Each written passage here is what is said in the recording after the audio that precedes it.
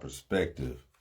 I'm your host, Coach Boyd. I'm here with my main man, always in charge, the producer, the super producer, Brother Mike. Yo. How we feeling today, sir? I'm feeling good, feeling great. Yes, sir. How was the weekend? Weekend was pretty cool. What did I do this weekend? Shit, I had a long day Saturday. Okay. I'd like triple booked myself Saturday, so. You triple booked yourself? Yeah. Okay. So it was a lot of running around. Okay. And other than that, chilling with the family and the kids. I noticed that you had your boys up here. Yeah. Yeah. How many you got all together? I just got 3. I got 2 boys and 1 girl. Okay. Now, what we gonna talk about today? Because as you know, I'm a life coach, and I've been doing it for a number of years. And what's been prevalent in the last, with a lot of my clients in the last, I would say, 2 to 3 years, has been discipline. Mm-hmm. Disciplining your children. How do you discipline your children? When do you discipline your children? And a lot of people are, I believe, falling short on that. A lot of people are falling short on not only when to discipline them, but how do you discipline them? You know what I'm saying? And I think a lot of people, one of the biggest things that I've run into is when people talk about disciplining their kids, the word punishment. Trying to punish my kids or punish them for this, and punishment has a bad connotation behind it. Yeah. A lot of people don't like the term punishment. Right. They almost equate that with slavery. Yeah. You know what I'm saying? I looked it up, and it says punishment is the infliction of a penalty as retribution for an offense. So you don't want to discipline your child when you're offended. I think that's how a lot of parents get into problems. It's to correct behavior. Right. So punishment usually is the infliction of some sort of pain, but usually people look at it as unjust. You know what I'm saying? Like if you were a slave and you didn't pick as much cotton, now we're gonna beat you. We're gonna beat you. Exactly. Or separate you from everybody else. Or exactly. If you didn't clean up your room, then So a lot of people look at the punishment as that's going to be something that's going to be harmful to you. Yeah. Something that will traumatize you later. That's how a lot of parents think. That's how they look at it. That's what traumatized me. And really what you're doing is disciplining them. Right. And I believe that right now, one of the biggest things that's missing in the Black community is discipline. Yeah. So when they come to parenting or discipline my kids, with my boys, so I don't whoop them. Okay. Unless I necessarily have to. Right. I don't whoop them. But you have, or you will. I will. Right. I mean, I have. Right. In the past, maybe once or twice. Right. Like my oldest boy, he couldn't tell you how many times I done whoop him, because my kids, I don't have to whoop. Right. I can either give them that look. Right. Or they know themselves, okay, I'm getting a little bit too carried away. Right. Daddy ain't going. Right. So I don't really have to put hands on them. Or act too much of a fool. Right. But, and see, the thing about it is, I think a lot of parents, so the fact that you have means that they know that you They know I will. So, So there's got to be, so a lot of parents think that they can just look at their kids a certain way or yell at them a certain way, and it's going to, they think it's going to stop. Yeah. And it doesn't stop because there's nothing behind that. Right. That might work a couple times, but now that shit after that, they know they ain't getting no whooping. They gonna keep doing it. Exactly. Or you're basing it on them stopping themselves. Right. You know what I'm saying? They know that they doing wrong, so they should just stop. I'm like, well, shit. As grown folks, we know we doing wrong and won't just stop. That's not how it goes. Until you get punished. Yeah. And punishment is made to correct behavior. Right. That's the only way that you can teach a child. That's the only way that we learn is through, with everything that we do, we learn that there's a right way to do it and there's a wrong way to do it. And if you do it the right way, you get praise. Most of the time, you get a little bit of praise. If you do it the wrong way, then there's a consequence behind it. The consequence isn't meant to traumatize you, the consequence is there to correct that behavior, to let you know that if you do this, this will come with that. And that's just life. And a lot of times that's what's wrong with the kids now. If you don't discipline them early and you spoil them, they don't understand that when you do certain things in the world, there's a consequence behind it. And the consequence is not going to be anything that you like. That's why it's a consequence. It's to correct that behavior. So a lot of times the parents, I think, get caught up in how they think. They think the kid should think. Right. And I try to tell parents, especially young parents, especially when your kids are young, your kids are basically like little animals. Yeah. They only know pleasure and they only know pain. Mm-hmm. Stuff that they like doing, they're going to keep doing. If they don't like doing it, they ain't going to do it. Exactly. Yeah. And you can't make them do it unless you make them do it. And a lot of parents don't make their children do it. So now, where do you go from here? Mm-hmm. So now it comes down to, and if you do that, because there's an age that you need to, like you said, you got your boys when they were probably younger. Yeah. So as they got older, that pain still is with them. Yeah. Your voice inflection now takes the it's almost like Pavlov's dog. When they rung the bell every time the dog was time to eat, the dog would salivate or whatnot. So every time you rung the bell, he salivate thinking he's about to eat. Mm-hmm. Your voice brings back the memories of that pain. I'm getting whooping. Exactly. And they're like, oh, let me chill. Exactly. So there's got to be something behind. There's got to be some action behind it. Enough parents don't do the action behind it, and they don't do it consistently. Yeah. When you young, when they babies, when they little, you have to get them every time. Mm-hmm. It's almost like if you got a puppy. Yeah, every time you piss the shit, you got to bop, and you know not to do that. And see, so many times the parents don't want to do that. I think one of the biggest problems is a lot of parents were young parents.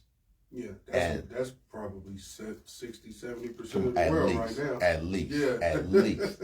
So if you're a young parent, especially in the Black community, what a lot of us haven't done is we haven't healed from our childhood trauma. Right. So even if our parents might have went overboard with certain things and we felt like that was too much and they just beat me for all of this, as you get older, you start to understand why. Yeah, but then you kind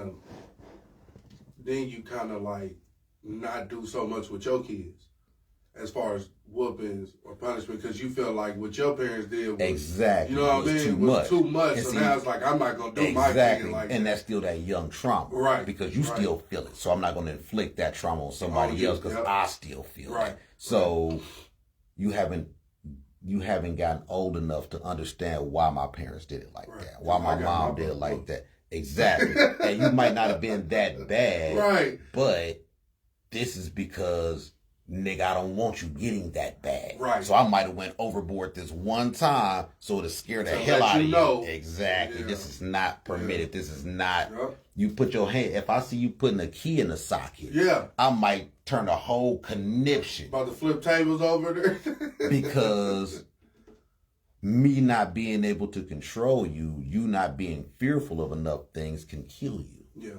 These are the things that keep you alive. That's what survival is. Survival teaches you how to survive based off of certain trauma, based off of certain pains that are inflicted upon you. Mm-hmm. So now you learn, I don't want to do that. I shouldn't do that. That's what's wrong with a lot of the kids now. They haven't had that pain to teach them. As I do this, I've come to learn that pain is the greatest teacher. Fear is the greatest motivator. Yeah. Pain teaches you more than accolades will. Mm-hmm. You winning all the time is not going to teach you how to work hard. Right. Losing teaches you how to work hard because you have a goal now to get better. If your goal is just everybody clapping for you, that's not going to drive you too much, and it's going to make you feel a certain type of way when people aren't clapping for you. Right. And you're going to become to get lazy. All type of stuff. You ain't gonna want to work as hard. You spoiled. Practice. Exactly. Well, I'm going to practice. Exactly. Look, I coach football. I just started coaching again. I coached for 7 years. Took about a 2.5, about 3 year hiatus or whatnot. And now I'm back at LC, and I've been coaching varsity football. Right. When I was coaching varsity. Now I'm coaching freshmen. And I forgot the level of maturity between juniors and seniors, even sophomores and freshmen. Yeah. Freshmen are, I mean, they still babies. They was just in middle school, so they want to play. They don't have the discipline to even understand how to work out. Yeah. Why am I running this play? How to listen to coach? How to come to practice or whatnot? They just don't have that. But what I can tell is the boys who were raised with fathers and the boys who weren't. Yeah. Now, there are some mothers who are great disciplinarians, but I believe that being a disciplinarian really is a job for a man. Yeah. I was at a black men mental event, and when that conversation came up, can a woman raise a man? And it was one guy, he was like, you know, the only thing a woman could do is teach us to the best of their ability. Right. But if the father's not there, you're not going to get the full impact. Right. You know what I'm saying? Right. So yeah, I feel that. Yeah. And it's having the father there, what a lot of people don't have in their lives. You do need that masculine energy, but having that father there is what gives the relationship and the household balance. Right. And you need that balance. Women are more nurturers. You need that. Like, I know a lot of women who say that men can't take pain. As soon as y'all get some pain, a little cold, y'all get to crying and ball it all up. Y'all can't take pain like women take. And I'm like, well, we only do that because there's women around. Yeah. If there's a woman around, then we gonna cry. And we gonna get all, baby, can you rub my feet? Can you give me some more soup if I'm sick? You know what I'm saying? We gonna play that role. If it's dudes around and no women around, you're not gonna do that. Because dudes would be like, nigga, get your ass up. Right. You know about to be out here, baby. And you get up, nigga. You ain't cold. Look, and we know it's going to be like that, so we ain't going to whine to them. You whine to dudes, you just became a target now. Right. Now they about to be on your head. So whatever sickness that you had don't even matter because now they on your head on top of that. But if we know that there are women around, women are more nurturing, so we're going to play on that. Yeah. You know what I'm saying? We going to cry with that. We going, okay, damn, she going to take care of me, so hell yeah, I'm going to act like a baby about this shit. You know what I'm saying? Because it's a good feeling. So in the house, you need that. But you need that man there to make sure that don't go on too long. Right. Shout out to Rena Harris. She said it's only so much a single mother can do. And you're correct. Very true. Very true. Parenting is actually a job meant for at least two. That's why they say it takes a village. Yeah. It's for at least two. Yeah.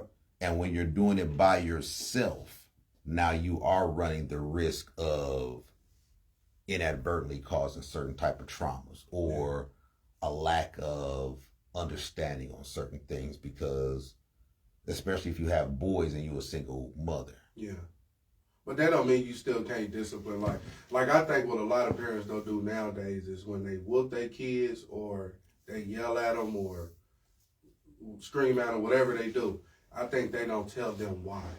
They don't. So, like, even with my boys, if they get out of line and I get them together, I tell them why I did that. Right. And you know why parents try to, but you know why parents don't tell them why? Because the parents aren't being consistent. Mm-hmm. If I tell you that I got at you because your room wasn't clean. Right. But your room ain't never clean. You chose today to get at me. Yeah. You know what I'm saying? Yeah, you pick and choose and when to do it. So so that's why a lot of parents can't explain it the right way, because if what you're telling me is right, then you would have to do this every time. Yep. And they're not doing this every time. Yep. That's where the discord, just like if you have a puppy and the puppy is pissing in the house and a couple times you walk past it and don't say nothing to the puppy look at you, you look at the puppy, you keep it moving. The puppy not tripping. Then one day the puppy piss in the house and you damn near kill the puppy. Right. You've traumatized the puppy now. Mm-hmm. Because you think you're teaching the lesson and you're not, because these days you didn't say anything about it. Right. But on this day, so it's almost like a lot of parents do our kids almost like colonizers, Europeans, whatever you want to call white people do us. In America, as a black man, our whole life revolves around their mood. Yep. Today is cool, tomorrow is not. Right. Same law, same everything. Right. Today is cool. This person can go free, this person can't. Right. I'm gonna give you more time for crack than I'm gonna give you from powder. You know what I'm saying? Once it's rocked up with the substances, I'm gonna give you more time. There's no rhyme or reason to it. There's no fear to it. So in that, you can't teach anybody anything. Now they're just freestyling constantly, and you don't want your child to do that. So you have to be consistent with them. If you get them, but most parents are either lazy, or they got too much going on in their life to where they can't even really focus on their child consistently. Yeah. Consistently. And that's the hardest part about being a single parent, because you don't have anybody there helping you. Mm-hmm. Somebody else that's watching you when you get too frazzled, when you get into this, take the weight off. It's that balance. And when you don't have that, so it's a lot of women who think, I can raise a man.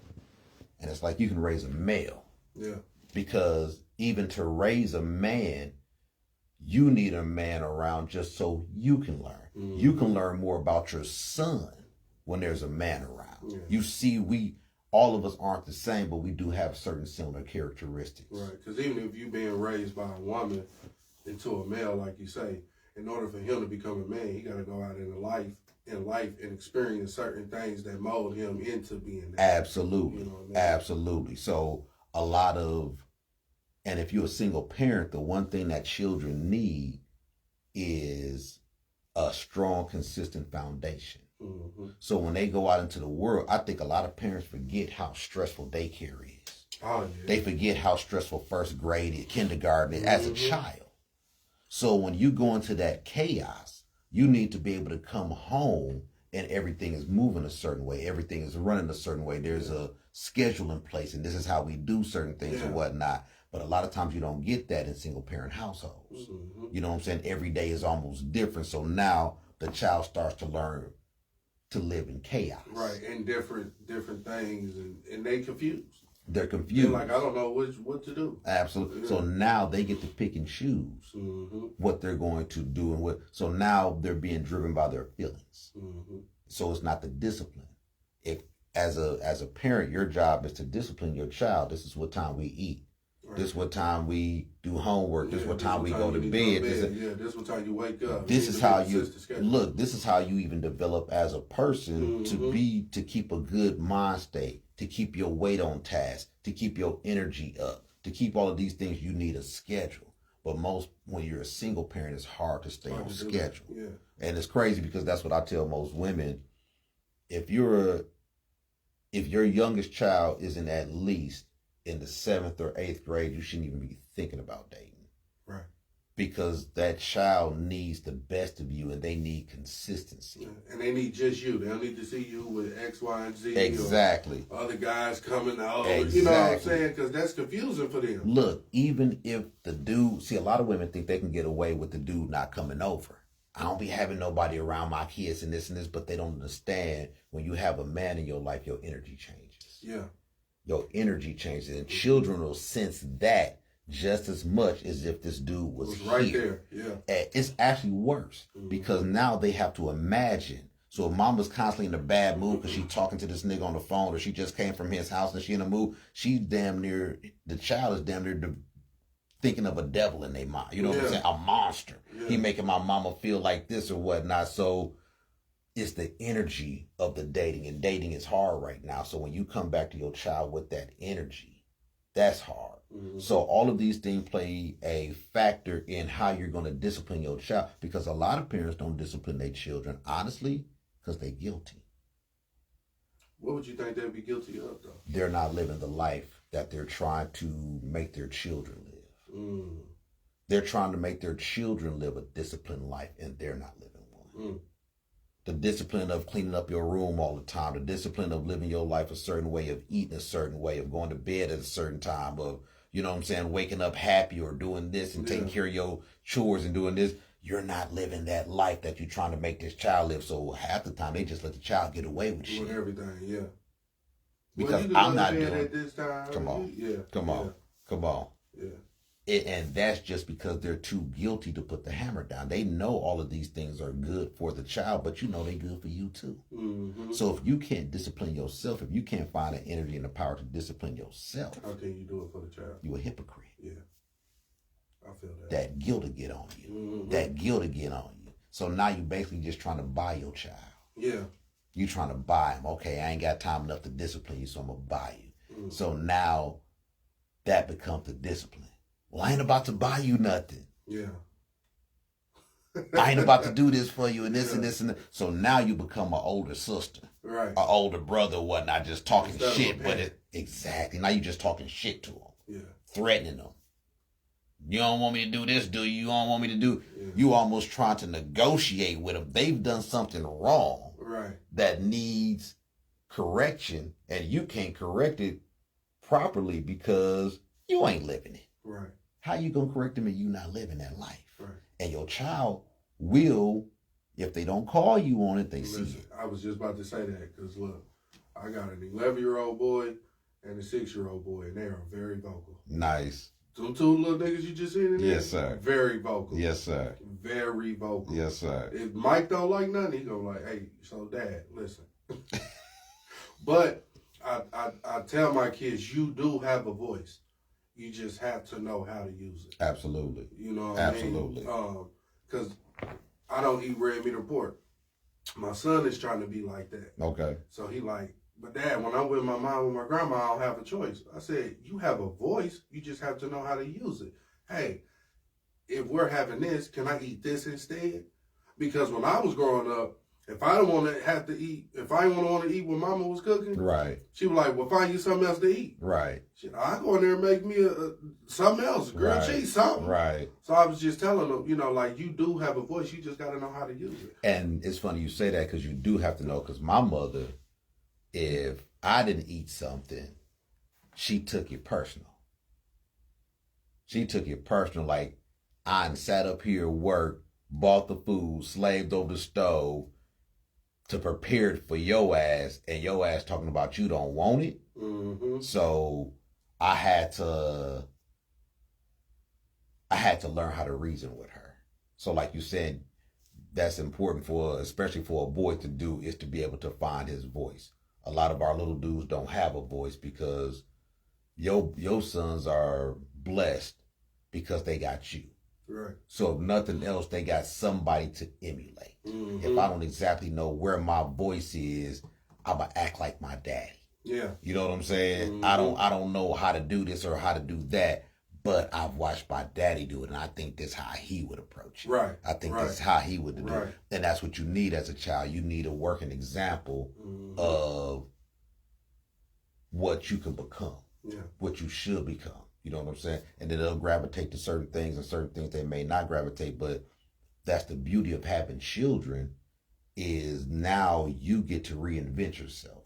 Right. All the things that you want to be, you can be, because you're instilling them in somebody else. Mm-hmm. And that's one of the things that make me be the father I am today, because my daddy wasn't really around. Right. You know what I'm saying? So I just take what I was missing from that and instill it in my boys and get my boys together, because shit, by the time my father came around, it was too late. Yeah. Yeah. I was already off the porch doing things. Right. And, you know, but never really into bad things. Right. So much. Right. To where it's prison time or stuff like that. Now, I done dodged a couple of things. Right. You know right. what I'm saying? But right. the way I teach them as they get older now is like, listen, you know, you could do this and you could do that without having to go that route. Right. You know what I mean? Right. So I think that's real important. Oh, absolutely. Absolutely. And the more that you're in their life and the more you're constantly elevating, the more they'll be able to,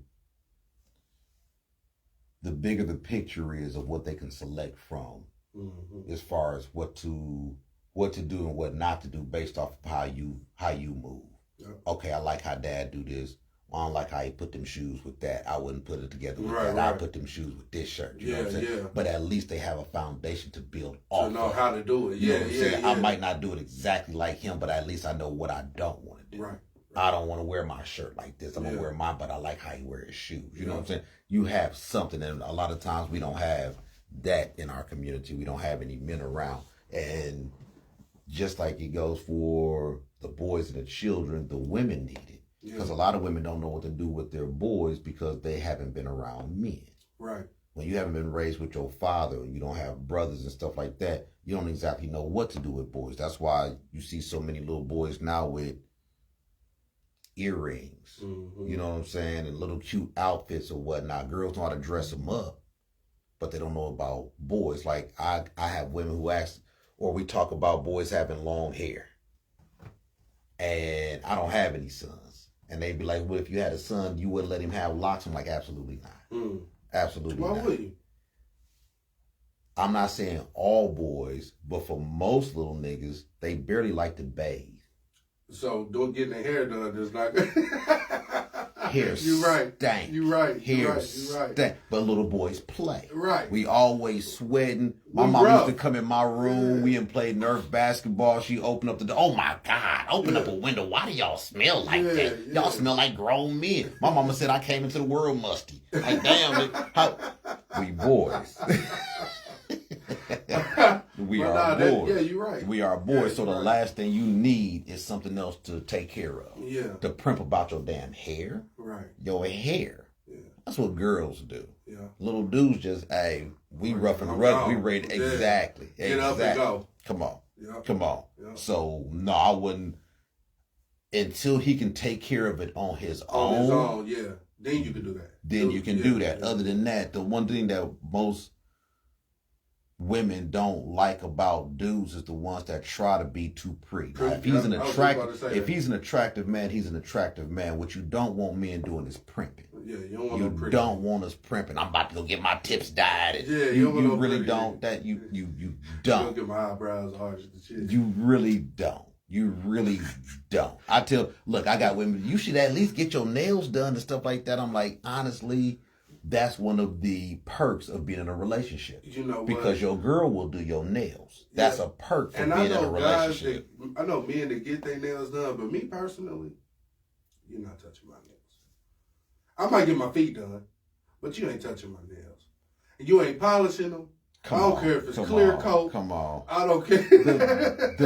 What should snap you back to your senses is when you're making an appointment.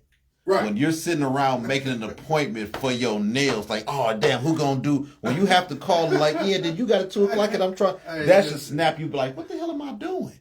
I'm making an appointment for my nails. Get the fuck out. I'm making an appointment with the barber to get this hair cut. That's it. Hey, that's it. That's our everything. That's it. Keeping your hair lined up, and if you blessed enough to get a beard, keeping your beard lined up or whatnot is the extent of it. Right. After that, nigga, lift a weight.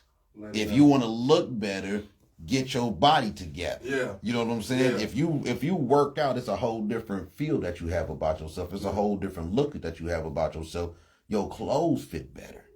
You don't have to buy.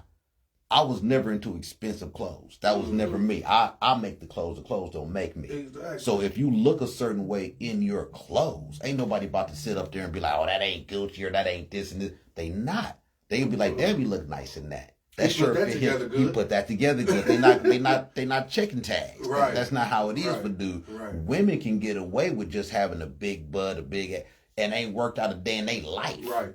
Ain't never. If you say a woman got a good body, it's usually her shape. Mm-hmm. If you say a man got a nice body, that nigga works out. Yeah. He absolutely works out. Yeah. You know what I'm saying? There's some working out. So as men, that's how you gain your value. Mm-hmm. You know what I'm saying? What type of work are you putting in? Are you working out? Are you watching what you eat? Are you doing? Yeah. Women have value just because of how they look off gate. Right. Men have to put this work into that, yeah. which is not a bad thing. Yeah, That's everybody's sure. different. Yeah. Everybody's different. So having boys, they need to have somebody to emulate. And when you have girls need to learn their power with men. Mm-hmm. And they learn that with their daddies. Because most girls are daddy's girls. Mm-hmm. He will do anything for her. That's just how it is. And that's just how the man will have to be to her. Yeah. And that's how it is. So now women, knowing that I have this much power over him, they have to learn how to use it and not take advantage of it. But that's why you got your mama around. Yeah. Because if it's just this little girl and her daddy, she might have a pony. Yeah. She might get we live in carriage house, but she wanted a pony that bad and shit. This nigga's trying to get her a pony. Right. Her mama be like, hey, sit down somewhere. Ain't nobody getting you a pony. Your mama got to check you because daddy's a dude. We'll do whatever. Yeah. You need that balance. Mm-hmm. You absolutely need that balance. What she need a pony for? She don't need no damn pony. But it's a girl. She want one, I'm going to get her one. And women don't understand that one of our greatest pleasures as black men is to be able to please our woman. Yeah. That's one of the greatest pleasures in life. And when we can't, it hurts. Hard on us. It hurts. Oh, yeah. It hurts. That's why you see so many whack-ass niggas now, because they're trying their best to act like it don't hurt. Right. You know what I'm saying? Fuck that shit. She ain't doing nothing for me. Don't nobody do nothing for me. Ain't nobody doing this for me. But as soon as you get two nickels to rub together, you trying to find some women. Yep. Where the women at? Oh, shoot, nigga, I'm about to get this new outfit. Nigga. We don't dress for each other. We dress for women. Yeah. Women dress for each other. I'm wearing this, and this, and this. Dudes dress to be like, damn, I think I look good in this, or some woman told me I look good in this, so that's why I'm wearing that. So we need that balance.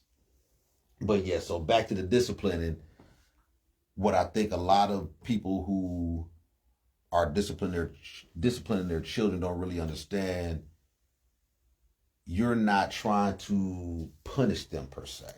And that's the it. And most people, if you don't get them every time, if you don't get them consistently, what happens is you let it build up. And they ain't gonna learn no morals or values. No.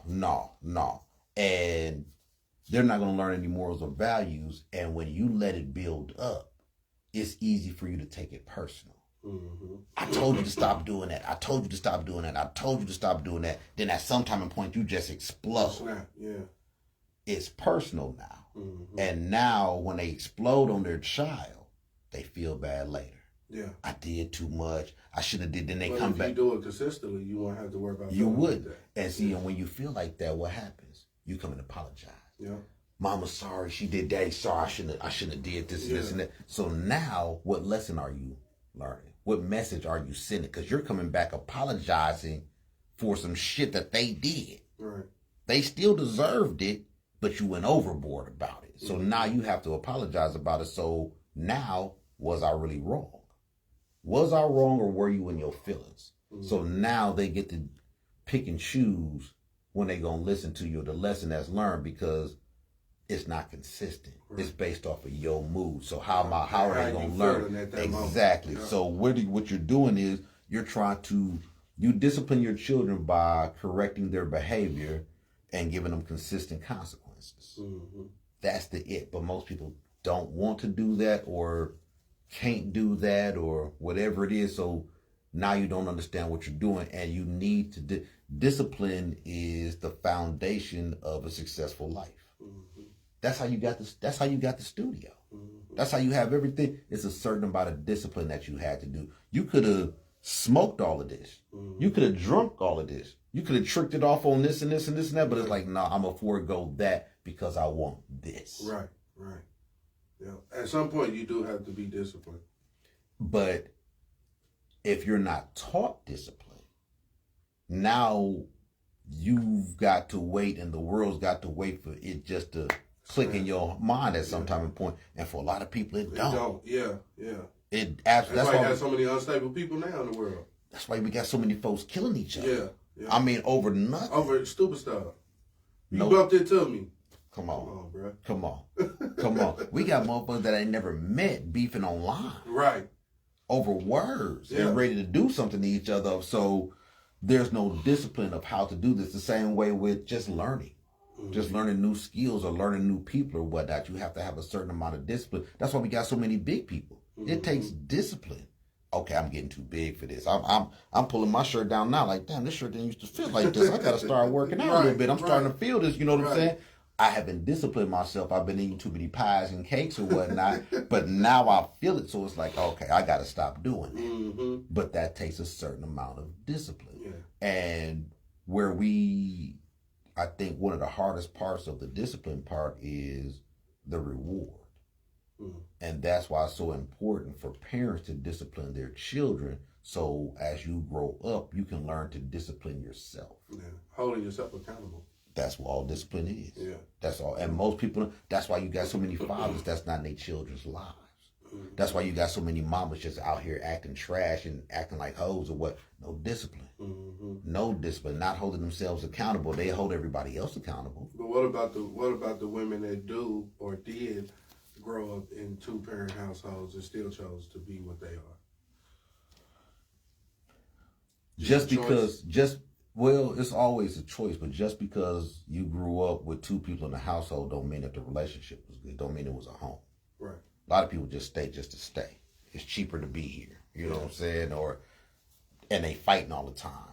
It's constant chaos up in this motherfucker. It's almost better if they wasn't here. You think a relationship could be too perfect for somebody to come out like that, or that draws it to that as well?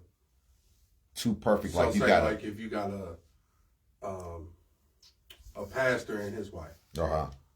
Because, they always say the pastor childs be the worst ones. Oh, yeah. Preacher kids. Oh, yeah.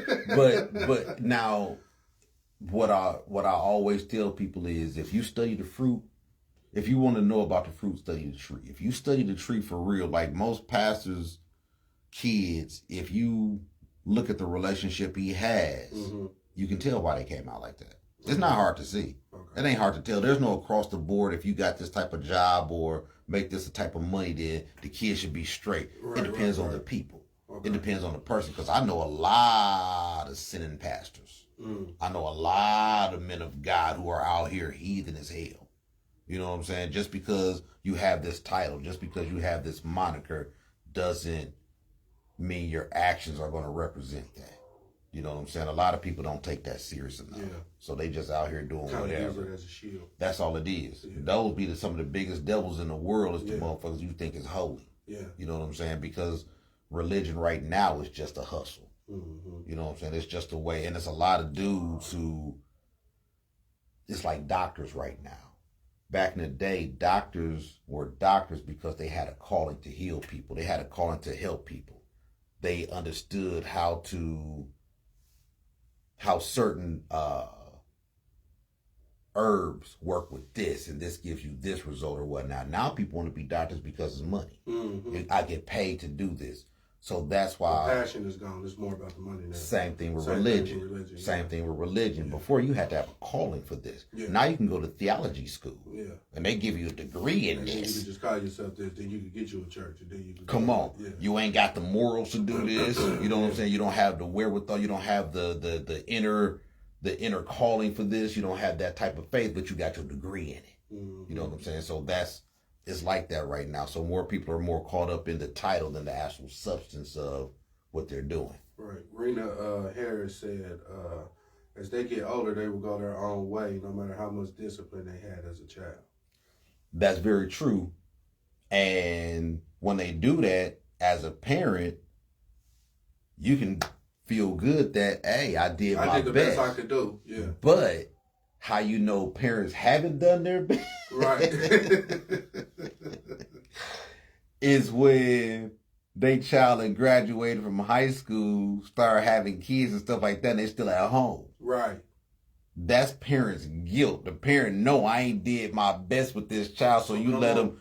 Hey, let them stay longer. You feel too bad. Come on, because you know you haven't prepared them. Yeah, you know you haven't prepared them in your soul, in your heart. You know you have not prepared. That's the guilt. That's the guilt. That's the guilt. Yes, come on back home. We can get till you get your stuff together. Until you get your stuff together, and it's never gonna get together because when you had the chance to discipline them and you had the chance to teach them, you screwed it. Yeah. What white folks say? You screwed the pooch. Yeah.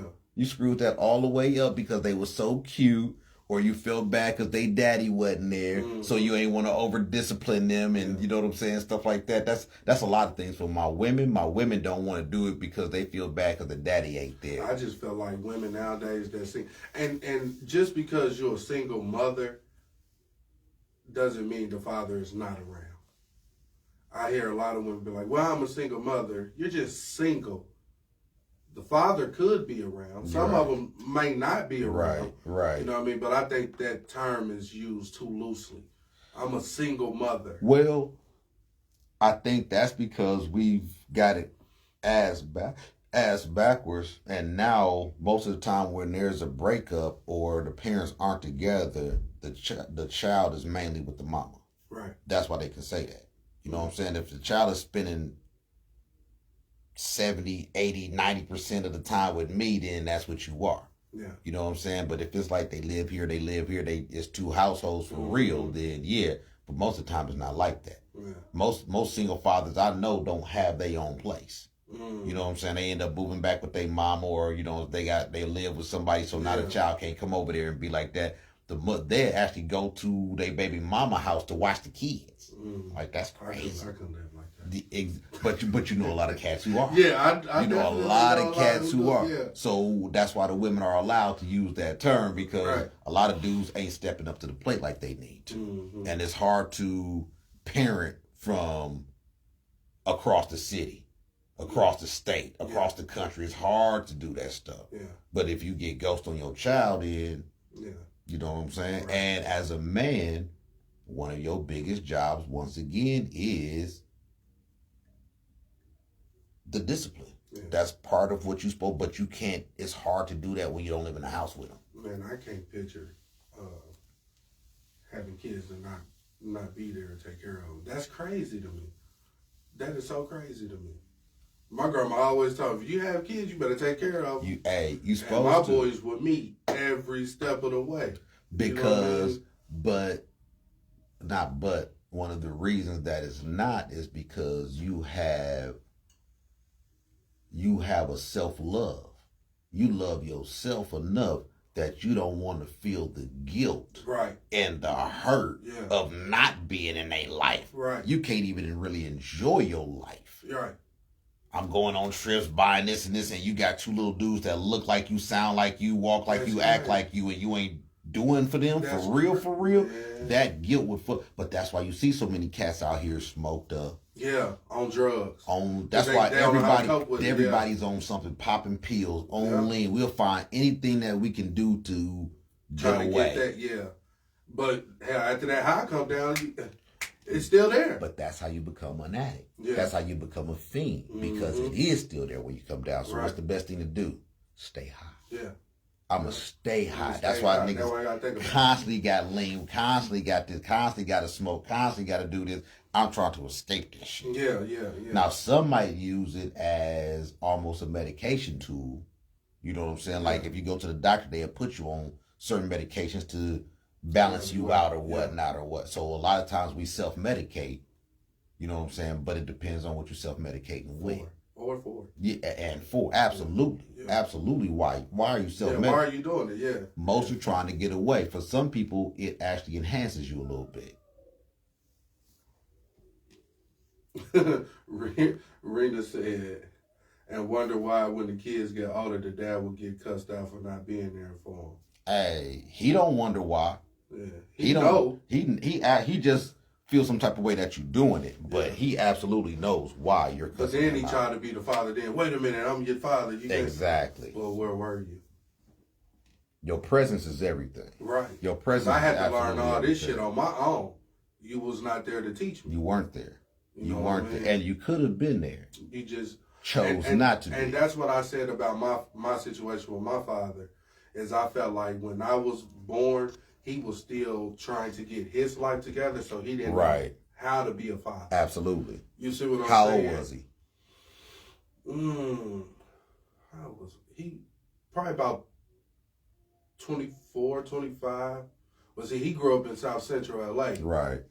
And during them times, drugs was bad. Oh yeah. That was the 70s, the 80s. The late 70s, early 80s. Yeah. So it's like he was, and that's why I don't really blame him too much now as a man. Right. Because it's like, okay, you tried, or at least attempt. Right. But I take all of that shit from that and then that's what I put on to my Absolutely. boys. You see Absolutely. what I'm saying? So you're not using it as a crutch. You're not using it as an excuse. No, right. not at all. Not and at see, all. and because I turned out fine. How old were you when you had your first?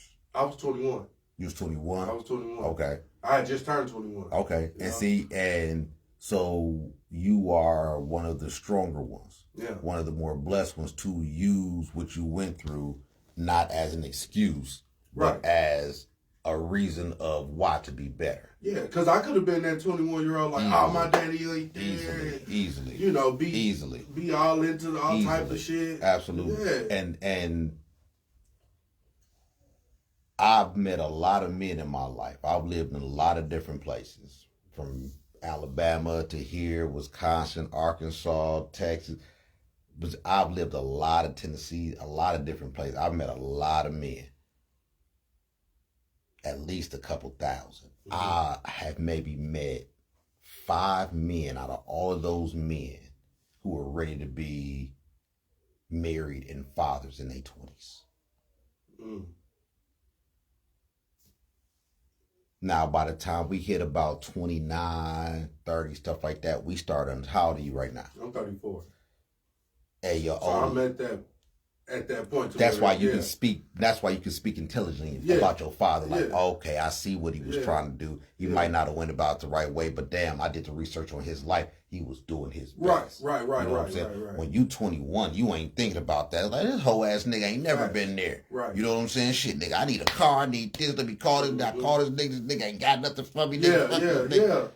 In your 20s still. You know what I'm saying? You still a kid. Yeah. You still a child. Yeah. When you start to mature, then you start to understand, okay, this shit ain't easy. Right. This shit ain't easy. I still got to deal with white folks. Right. You know what I'm saying? I still got to pay taxes. I still got to deal with the rent man. I still got to, and if me and being the baby mama ain't getting along a certain type of way, then that's a whole nother headache. That's a whole nother stress. Right. How do I maneuver around that? You know what I'm saying? So as you get older, you get to reflect a little bit better. But in that goes into how you even discipline your sons. Mm-hmm. Because now you start to understand, what am I trying to instill in you? Right. What patterns am I starting to see in you that's not going to be good? Right. So how do I stop that? How can I stop it? How do I deter that? You know what I'm saying? But when you still young, you still out here in these streets. You still trying to get it. Yeah. When you older, you can sit back and start to study your children. Mm-hmm. That's the only way that you can learn about your children, is to study. And most people think if I had one kid, then I know. I'm like,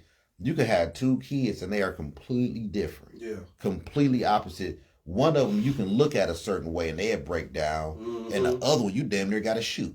Yeah. You know what I'm saying? It's just like that. Kids are not the, so now you almost are mad at the kid that you deem is harder. You know what I'm saying? He be into everything, or she be doing this and this and that. She ain't like her sister. Her sister, I could just stay this with her, and her sister do this, but this one over here, this is my devil child. She just this and now you're trying to discipline everybody the same. Yeah. And you can't do that. You can't. Yeah. You can't do that. You have to tailor make it for everybody.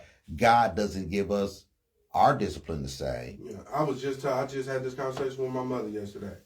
You know, I treat them differently, but I love them the same. Absolutely. You know what I'm saying? Absolutely. It's ways I could treat my 11-year-old that I can't treat myself. Absolutely. But I can love them the same. Absolutely. But definitely I treat them different. Absolutely. Yeah. Absolutely. Because they different. Yeah. They got different, how they see the world, how they respond to you is different.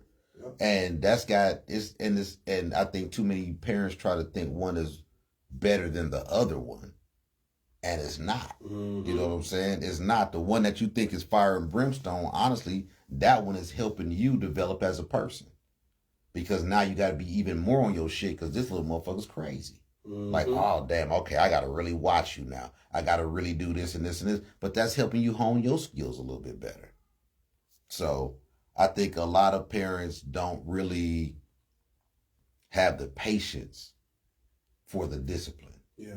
That's what it comes down to discipline somebody. If you put somebody on punishment, you can't go outside, you can't do this and this and this and that.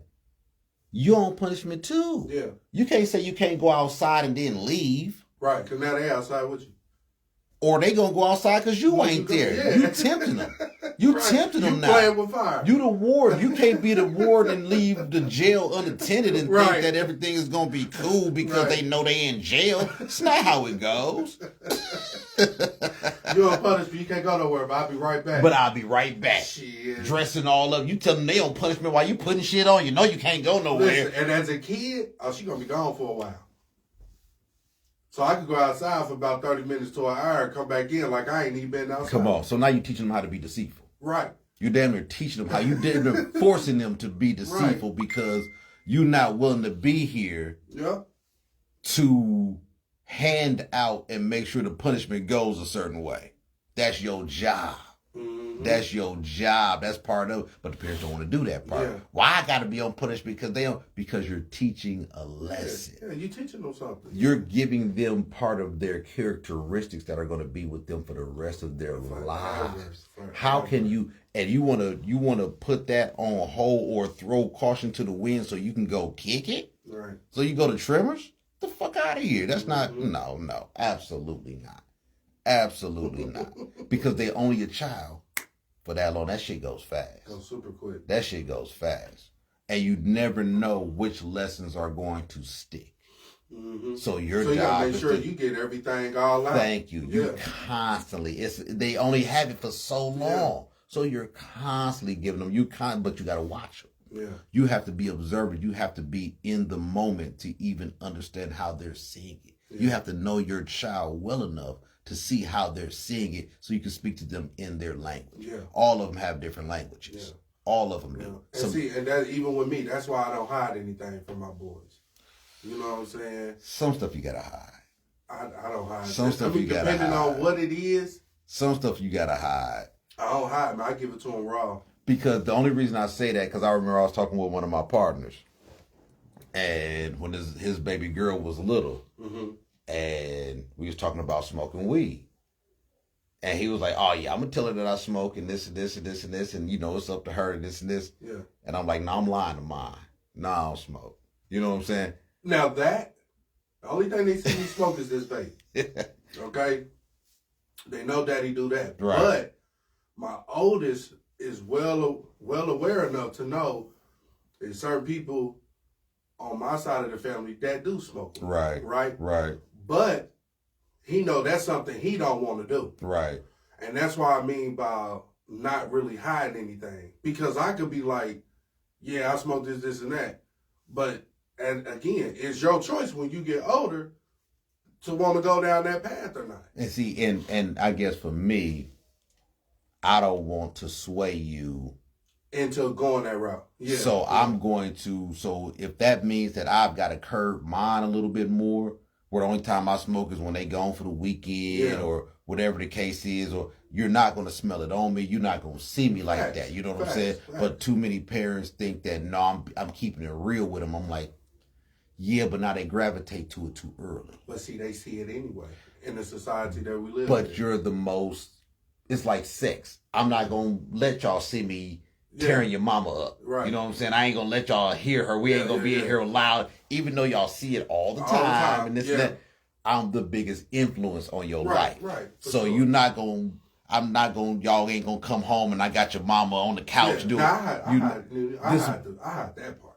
But see that for me it's the same. For me it's the same thing. You gonna have sex. You know that me and your mama have sex. Right, that's how you got here. You're not going to see it. Yeah. I need you discovering it on your own. There's certain things that's still going to be taboo. Mm-hmm. So drinking, smoking, stuff like that, you're not going to see me doing it. And I'm going to control. And they absolutely don't. You know what I'm saying?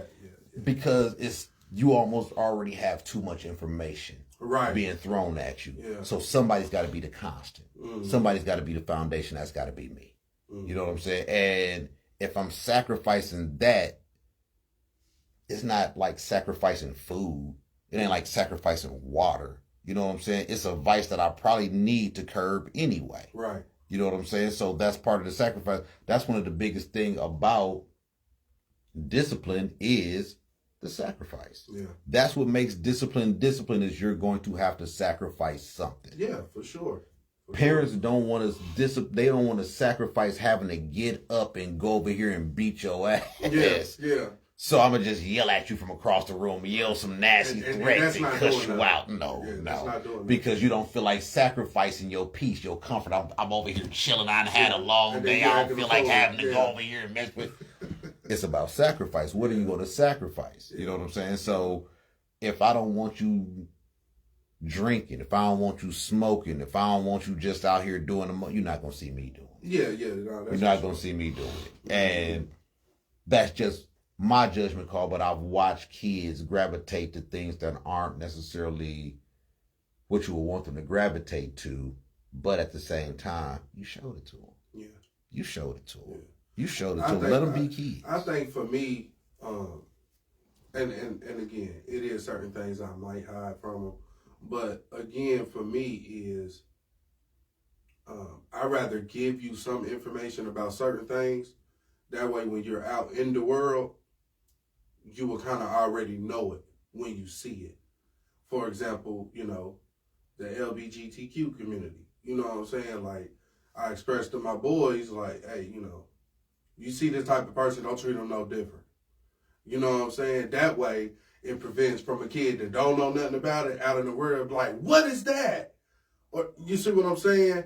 I mean, I see it both ways, and but I see what you're saying. Yeah, I see what you're saying. Explaining that, just explaining it to them. That way, they won't be too uncomfortable. I feel you. With that, what I do with kids is I try to meet them where they at. Right. You know what I'm saying? Like, because people be like, so when you have the sex talk about your kid, with your kid and stuff like that, I'm like, your kid will come to you and let you know. You know what I'm saying? Like, they come and be like, what's head? Yeah. What do you think it is? I'm not going to just throw it on you. Tell you. Exactly. I need to see where you at with first. This. Right. Yeah, so now I know what to tell you. Right. You know what I'm saying? Because you might be like, well, it's when somebody rubs the top of your head and this and that. You could have traumatized them and told them some whole crazy shit. And they wouldn't even own that. Yeah. I need to see where you at first. Yeah, where are you at? You know what I'm saying? Yeah. What are y'all over here talking about? This and this and this and this and that. And give you a couple things, but steer you off of that. Like, a lot of things you have to downplay. Mm-hmm. Because the world is making things important that really aren't important. There you go. Yeah. So my job is to, don't worry about that. Yeah. That's this and this and this. But at the same time, what do you think about it? Well, I think it's kind of silly for this and this, for boys to dress like girls and girls to dress like boys and this and this. Well, it's not necessarily dressing like a boy or a girl. Some people have a preference of what they like to put on. You know what I'm saying? If you got a little sister, little girls dress crazy. That's what I think. Like, most of the LGBT is like, the dudes that just want to play dress up. Yeah. You know what I'm saying? But that comes from single mothers not having a man around in the house, or having a weak man around. You're like, let me see what you look like. You know, when you was younger, mama used to try to put the face. Don't put that on me. My mama ain't never did. Don't put that on me. No. But it's some parents out here that will and think it's funny until their kid grow older. Now he's really wearing one. Hey, just like the ones who laugh at their little kids for cussing and acting wild. Yeah. You know, oh, stop it. Look, stop doing that. Stop saying that. But the whole time you're saying that, you laughing about it. So he know you ain't serious. If he do it, and some of them think it's cute. And oftentimes it is cute. You just can't condone it. Yeah. You just can't condone. It's like if you walking with your girl and some girl come by with a fat ass. Right. That ass is fat. Yeah. It's not for you to look and comment on it. There you go. Yeah. Some things are true. It doesn't need your approval or justification. It don't need your input. You don't need to put voice to that. You see it because she saw it. You ain't got to speak on it. Why are you speaking on it? Now you asking for trouble. Yeah. Now you just asking for trouble. But that's the same thing with kids. A lot of times it's best to let kids, you just need to be around. Yeah. They need a referee. They need somebody to know that if they do got a question, they could come to you and then you could break it down, like you said, depending on where they at. Exactly, because as a parent, you are the upholders of right and wrong. That's the only way you teach somebody something. If you teach somebody how to tie their shoe, if at the end of them moving these little strings together, it's not a knot, you didn't do it right. Yeah. There's a right way to do it. There's a wrong way to do it. Yeah. So at that, Your child looks at you as pretty much God. You are the holder of right and wrong. Yeah. So you don't have to try to push your agenda on them. You just have to be present in their development on it. And they're going to develop in the way that they're going to develop, in a way that you will be pleased with, as long as you're pleased with your life. Right. As long as the things that you're doing, you feel are high, of utmost high regard, or they're on a level of acceptance by most people, or at least it's not detrimental to you. Yeah. You know what I'm saying? So a lot of people end up doing too much. Mm-hmm. You don't have to do that much. Just be present. Mm-hmm. Just be present. As long as you're there. Yeah. And look, I got a lot of fathers. It's hard, and a lot of women don't get, when you're a young father, it's hard to be with little kids. Like, really, we don't start fucking with kids really till they about 5. I'm gonna be honest.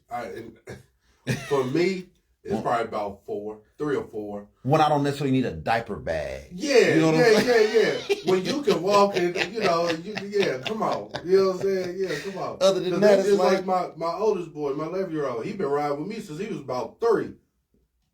I let your mommy get you from the time you was born up until you 3. After that, it's for me. Exactly. Because now I'm taking you through everything. I'm teaching you everything. I'm teaching you the steps. I'm telling you what to do, what not to do. Come on. You know what I'm saying?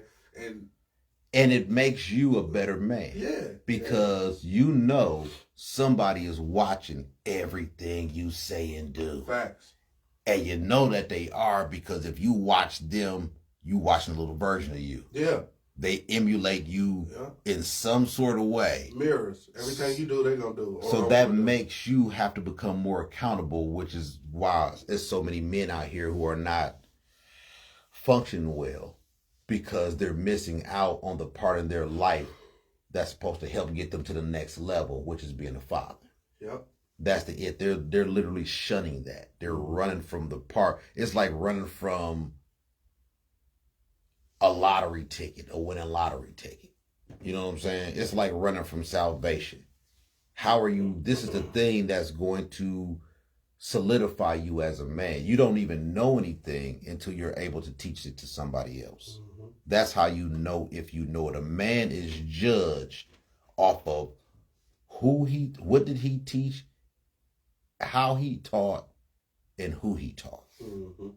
That's it. You are judged on who did you teach and what did you teach them. Because you can teach them bad shit. Yeah. You're judged on that. Right. That's what a man is supposed to be. What are you teaching them? And a lot of men, if you don't know how to change a tire and you have a son and he needs to learn how to change a tire, guess who's about to learn how to change a tire? Yeah. Yeah. That makes you a better man. Yeah. Now I learned some stuff because I got to tell it to him. Mm-hmm. You got to learn about football. Yeah. You got to learn about cooking. Mm-hmm. You got to learn more about women. You got to learn more about, because you have to teach it to somebody else. Yeah. How come mama keep on doing this? Damn, I don't know. Let's think about it. Okay, well, if we did this, she don't like this. She didn't like that part. She don't like it when you do this and this and this. So she's going to say something, but you're learning to be able to tell it to him. Damn, she don't like it when you do this. Right. Let me stop doing that. And then he'll take that into the relationship of his own with his woman as he get older. Absolutely. Absolutely. Absolutely. So it's so many lessons that come. So the discipline really, the what you're missing out when you don't discipline your children, you're not disciplining yourself. Yeah. And that's what you need to get to the next level. That's why so many unhappy parents right now with bad children, because they're a reflection of you. Yeah. And you absolutely know that they are a reflection of you. Yeah. And a lot of people don't want to live with that guilt. So that's when they start trying to body parent their kids. Mm-hmm. They start trying to over pamper them, letting them get away with too much shit because they're guilty, because they're not living the truth that they know to live, to not only make their child live life better, but hell, take it selfishly to make your own life better. Yeah. This is the greatest blessing you'll ever have in your life. How you gonna ask God for more shit and you ain't doing the greatest shit right that he gave you? With the stuff that you have now, yeah. I won $1 million. Can I get 20? What, motherfucker? What you do with the $1 million? Right. How's you coming back to me asking for 20 and I just gave you $1 million? How does that work exactly? Yeah. Or if you don't know how to handle 1,000, how would you act if I gave you $1 million? Come on. Come on. I gave you 1,000, you want 1,000,000, you did do nothing with 1,000. So, yeah. Shout out to Rena Harris. She said, Jason, thank you for helping her with her son. It was absolutely my pleasure. You are a good mom. You are a good mom, and you have the utmost respect and the utmost love for your kids. So it's a beautiful thing. I love helping good people. Rosetta said, I had my son doing karate moves. You can whoop yourself because I'm tired. Y'all are silly, man. That's funny. That's funny. That is funny. I appreciate Sister Rosetta, Sister Rena. Yes, I appreciate y'all watching. Sister Ashley, Sister Sharice, Sister Roycia, Sister Nikita, Sister Kimberly. I appreciate Sister Maria, Sister Keisha. I appreciate Sister Chantel. I appreciate all you ladies for watching and tuning in. Hopefully you got something out of this. The podcast is going to be available on Spotify soon, on Apple, Apple Music? Apple Podcast. Apple Podcast. So this is just a podcast. I'm just going live, but really it's going to be a podcast that you can download and listen to. So if you know somebody who would get something out of it or whatnot, and I'm going to be doing it a lot more often. So I appreciate you ladies for tuning in. I don't even know what time we at. Where we at? We're at an hour 5. Okay. So yes, indeed. So disciplining. We must discipline our children. In order to discipline our children, we must be disciplined to discipline our children correctly. And I think that's where a lot of us fall short. We are not disciplining ourselves enough to be able to discipline our children the way that our children need to be disciplined. It is a job meant for two. It's really a job meant for a village. But a lot of us don't have that village. And that's probably going to be the next podcast that I speak on. I was going to say, is how do you create a village? Most people don't know how to pick friends. Yeah. And that's who your village is. Yeah. Once you have a child, your friends are your village to help you with that child. And a lot of people don't pick good, strong friends. Yeah. A lot of people are picking friends how they pick mates. They trauma bonded. Mm-hmm. You pick friends because we both got fired from this job, or we was both trying to, you know what I'm saying? This is who I like to kick it with. They fun at the party. Exactly. They always got to smoke. So it's a trauma bond. You know what I'm saying? We both got lousy baby daddies. You know what I'm saying? We both be out here at these hoes. You know what I'm saying? So you trauma bond. And that becomes your village. Yeah. Once your child is born, that becomes your village. Mm-hmm. At the very least, they become a part of your characteristics, your personality, your energy. You taking the energy from these people and put them into your home, and put them into your kids, and that's not good. Yeah. And a lot of people really don't. They don't think kids going over to their house and they seeing shit that's going on in their environment. Their kids probably bad, probably worse than you. Come on. And you like, damn, your mama let you do this? Yeah, my mama cool. Come on. It's crazy. Hey, it's a lot of people finding that out who try to. They don't want to live around the coloreds. Yeah. So they going to go out to Plainfield. They going to go out to Greenfield and stuff like that and all of that. And they found out the little hunky kids is crazy. Little white kids are crazy. Oh, yeah. And now your kids are around them. Yeah. And they don't know what they even worse than, listen. Off the chain. Listen. Off the chain. I know, because I went to all white school. Off the chain. As much as we're involved in the music, shit, they got it even worse. Come on. Because they really trying to be something that they not. And we actually grew up in those environments. Look, they trying to be something that they not and have the means to do it. Mm-hmm. They have the means to buy all the clothes, to buy the jewelry, to buy the cars, to live their life, to just hang out and not do nothing and just still be kicking it and having it their way. Hey, they got it but they parents got it you know what I'm saying? Right. We don't have it like that. Right. And that's why I don't even really, I'm so mad at music right now. Yeah. Because in my opinion, we developed hip hop as the entertainment division of the struggle. Yeah. This is the struggle. This is what we go through. Sometimes we might have fun, but most of the times we're struggling. And hip hop music is a way to not only create a feel, but to teach you. Yeah. And right now, both of them suck. The feel that they create. Sending out the wrong message. Man. The sexy red shit. Man, hey. And honestly, me and my big brother just had a conversation about that, and I just saw. It's crazy because it's an old school rapper named Special Ed. He was on the Drink Champs, and he said NWA was the beginning of the end, and to an extent, I'm with him, but it wasn't NWA per se. I thought it was more the Chronic. Because even on NWA's album, the one thing that you had to have in the 80s until like maybe probably the 2000s, you had to have at least one pro-black song on your album. Mm-hmm. You had to. Now you don't. Yeah.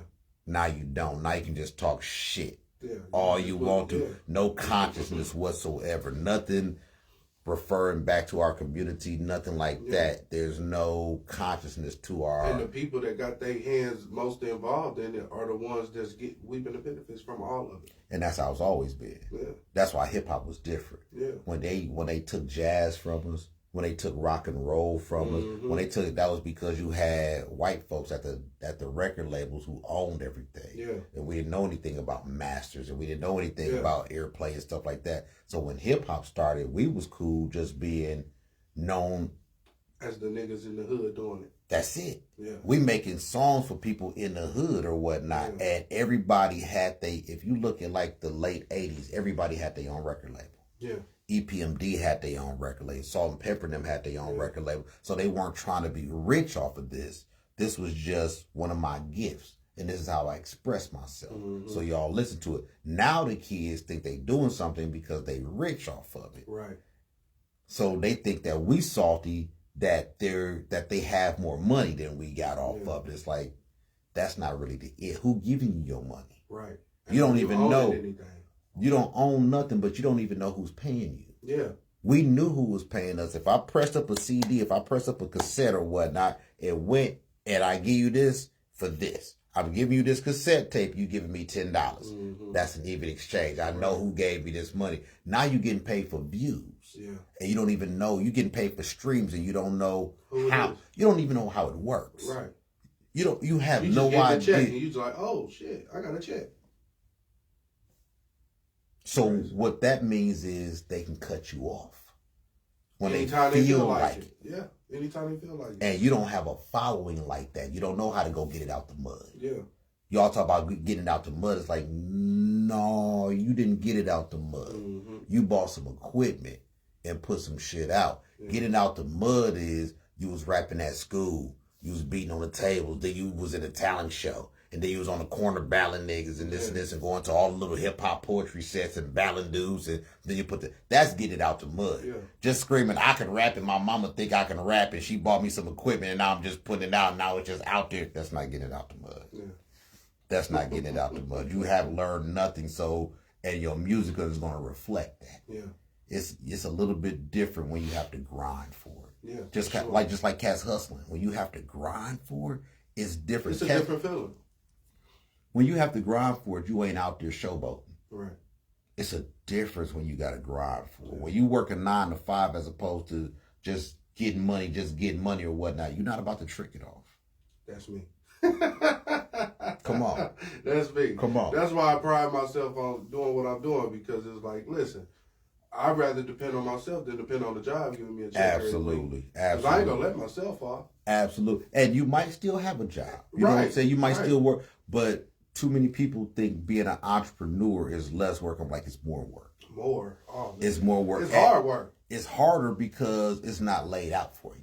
You're constantly, now you have to be the talent and the manager. That's hard. That's what I go through. That's one of the hardest parts for me. Like, I'm so blessed to have you that's got this set up because I'm not that person. If I'm going to be behind the mic, then that's what I want to be. Right. I don't want to be both. Yeah. You know what I'm saying? So if I'm going to be this entity where I can talk, I like having somebody like, oh no, I got this for you. I got this. Yeah, for so sure, now I can use my gifts a little bit better. You know what I'm saying? And I don't step on no toes. I tell anytime you see a post about who does film work and this and that, hey, my HOD, my man, it's the truth. And because that's your lane. Yes, and you're good at this shit. So it's an appreciation that we have to have for everybody and what they do.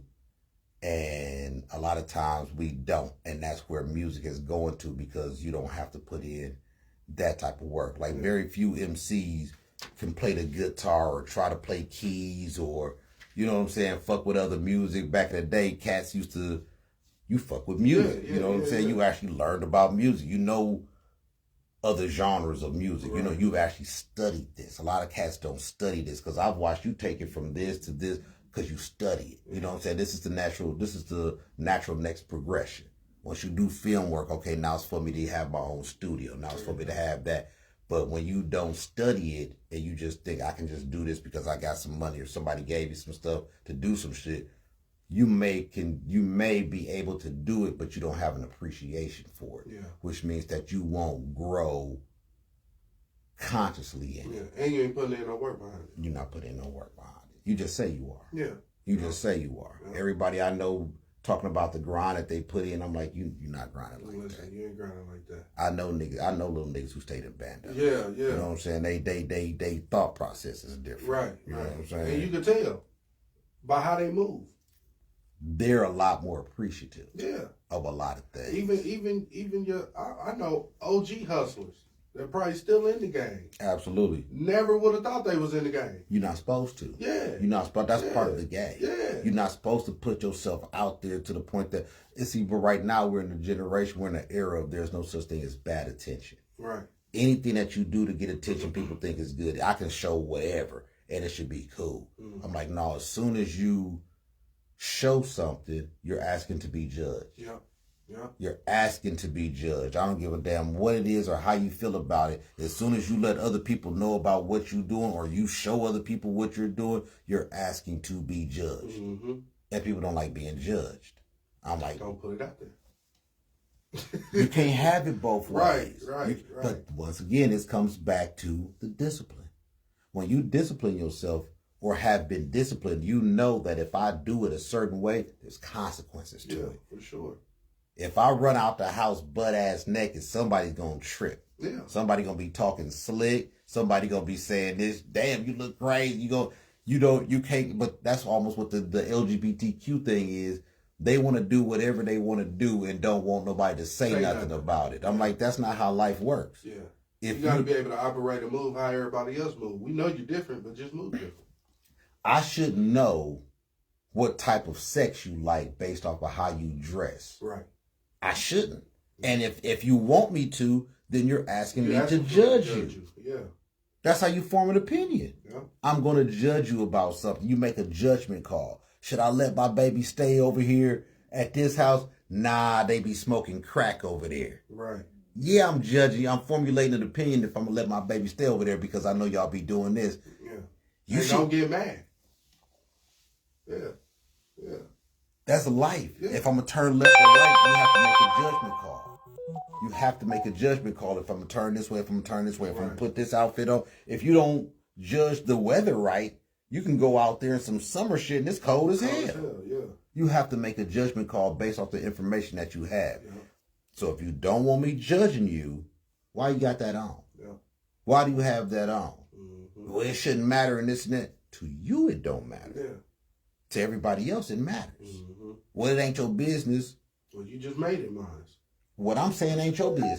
How I feel about it and what I'm talking about ain't your business. If I ain't talking to you, hey, you see this dude over here? I ain't talking to you. Yeah. I'm talking to this. Now you in my business. I'm talking about you, but I ain't talking to you, so you in my business. That's not how life works. Right. That's not how life works. So if you don't want to be judged, there's certain ways that you have to move. If you don't want people to think you stink, you can't come out the house stinking. Right. You can't. If you want them to eat your food, you can't come out here nails crusty and you know what I'm saying, and this and this. Who's eating that? Did you see the brother who just can't stand it? I blocked him. Who that got out all the food places? Yeah, I blocked him. I don't know who he is, but he was going in. But I've been to a few of the spots that he was talking about, and he wasn't wrong. But I feel like the only problem I have with that is, for one, I'm not about to listen to no zesty person Now that's the biggest thing. telling me. Now that's the biggest. He was a little moist. He was a little moist. You know what I'm saying? Yes, that's number one. I give you that. And number two is, I feel like, because to my knowledge, I don't know if the information is correct or not, but I see a lot of people on Facebook saying he had restaurants. They got shut down because nobody supported them. So now he just salty. So now you're using your platform to shut other folks. To shut other folks down for other people not to be able to support their restaurant. Right. Now, don't get me wrong. Some of the restaurants he went to probably was a little dirty or whatever. But hell, you and I both know, coming up, those be the spots that have the best food. Depending on what it is. That used to be the case. Yeah, go to New York or something like that. But that used to, it's not like that anymore. Well, not anymore. Now, the spot is dirty and the food ain't good. Right. You know what I'm saying? Right. And that's what he was saying yesterday. And I knew of the spots that he was talking about. The customer service ain't good. The food ain't that good. Right. And the ambiance isn't good, but y'all trying to charge top dollar. And then get mad when people don't patronize you because they'll go over here, but you won't spend that money over here, but they not going. Like, this is a nice studio. I've watched you keep elevating this studio. You know what I'm saying? But that's because you take pride in it. Yeah. A lot of people, what they want is money. Yeah. So they think, and they'll do anything to get that dollar. There's a difference between being an entrepreneur and an opportunist. There you go. Most people today are opportunists. Yeah, they see somebody else doing it. They want to do it. And they'll half-ass do it just to get that dollar. I remember when I was little, it was this series of books for kids called Sweet Pickles or something like that. Mm-hmm. And they had different animals as the characters. And it was one called Me Too Iguana. And every time somebody else said, he'd be like, me too. Me too. Oh, me too. And that's what everybody's doing. They see somebody doing, I can do that. I can do that. Somebody else, I can do that. Yeah. Oh, I remember the time somebody asked me to do that. I can do that too. And so nobody actually has the passion for it, which means that you're not going to study it in a certain way for it to even elevate in the way that you would need it to elevate. You just, if I got some money, if I got some time, if I got a building, if I got this equipment, I can go to do it. Yeah. You know how many people think that they can cook and they can't cook because their kids eat it? Right. I'm like, kids eat anything. Don't feed that shit to my kids. Hey. But people think that they can cook because somebody else said they can cook. Yeah. They ain't studied nothing. I'm not even the biggest proponent of school. You ain't got to go to culinary school and all of that type of stuff. But for the stuff that you want to prepare, you better YouTube this. Yeah. You better have made it for a few people where they can tell, going to other people who make it. Opinions. School is really about studying. It's not about an institution. You know what I'm saying? That's how you get big. Like all of this stuff, you didn't necessarily go to school for it, but you studied. I studied it. Yeah. Let me look at just this. Like the videography. But I didn't go to school for that. But that's what school is. It's just more constructed for you, so you don't have to go get it out the mud. Right. You just got to pay for it. Because you still paying for it, but you paying for it out of your pocket. You're paying for stuff that you deem is important. Mm-hmm. You go to school, you've taken humanities class. If you go to a 4-year college, the first 2 years you ain't taking shit in your major, but you paying top dollar. Right. I'd rather go and study pay this dude to learn this, pay this and this and this and that, but I'm still in the field that I'm in. School is just an institution, and they trying to come up too. Right. So we gotta expand this. We got to get you here as long as we can get you here to justify the type of money we trying to get you to spend. Yeah. 2 years, you ain't going to spend that much money. I need you to spend all this money. 4 years. Come on. Yeah. Come on. And the first two don't even worry about the first two. You still trying to figure it out in the first two. Right. You do another year, a year and a half, or 2 years. Easily. Yeah. So there's a difference between being an opportunist. So what I was watching him, I understood it because a lot of people here they're not putting in that type of work. Yeah. They just saying they just popping up. Yeah.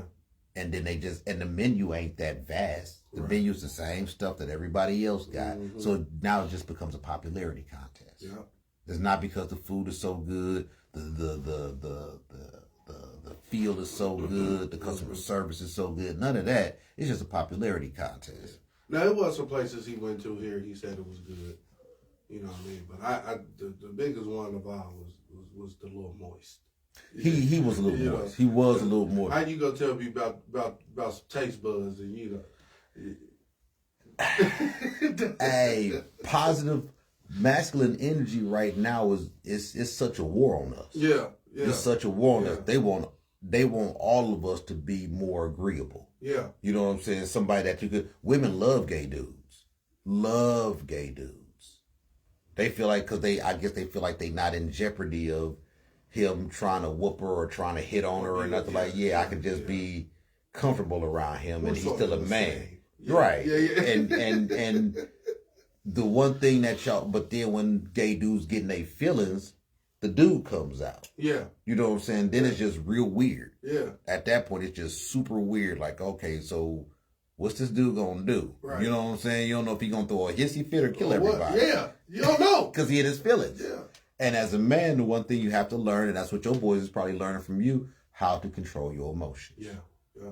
It's not that we women think we don't have emotions. I'm like, no, but we've had to learn how to control them because if I don't control them, shit, you might die. On everybody every day. Y'all might die up in this piece. You know what I'm saying? Just because I'm in my feelings about stuff. That's just how dudes are. Too many women think that how men think is wrong. Right. So they constantly trying to change us as opposed to understand us. It's like, no, we're not the same. We're not built to be the same. That's the balance. Yeah. That's the balance. Too many women want they man to be like their girlfriend. Mm-hmm. It's like, no, that's not how it goes. Or they don't want him to be sweet, or they want him to be a certain. I've learned that good men aren't necessarily nice. Right. Yeah. It's just how it goes. Yeah. My big brother,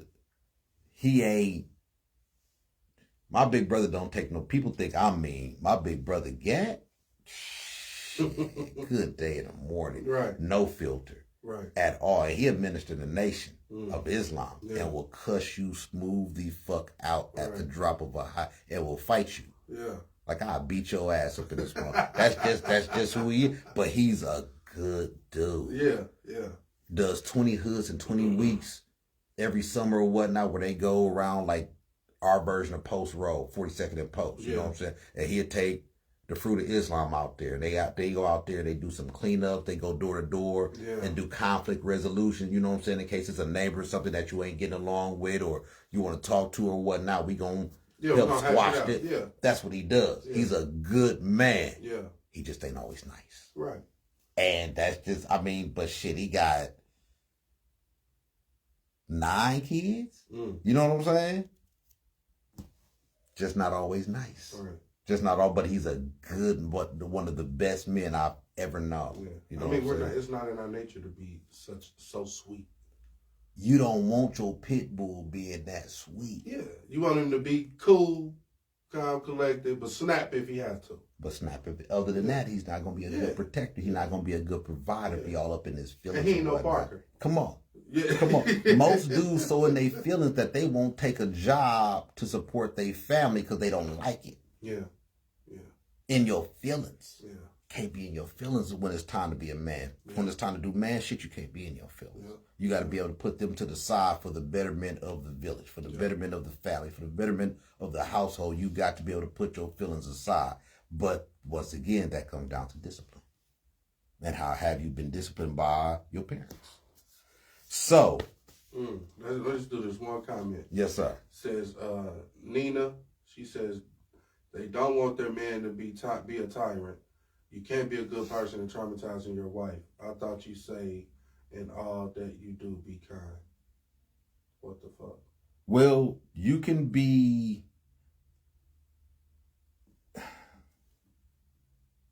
You have to figure out what you can and can't put up with.